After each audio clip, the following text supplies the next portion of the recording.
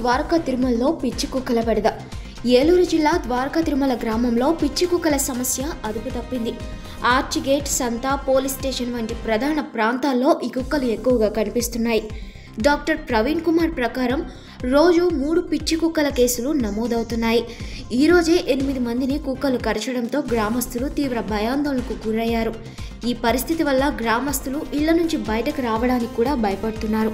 పిల్లలు ఆడుకోవడానికి కూడా బయటకు వెళ్ళలేకపోతున్నారు. ఈ సమస్యను పరిష్కరించాలని గ్రామస్తులు అధికారుల్ని కోరుతున్నారు.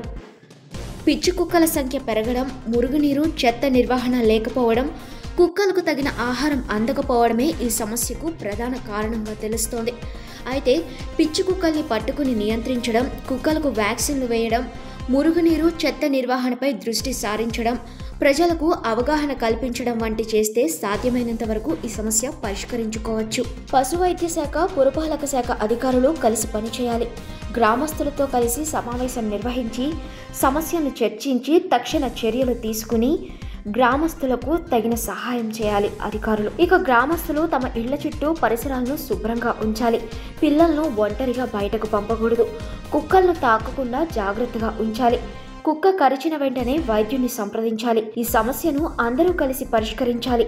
అధికారులు మరియు గ్రామస్తులు కలిసి ప్రయత్నిస్తే ఈ సమస్యను త్వరలోనే అధిగమించవచ్చు.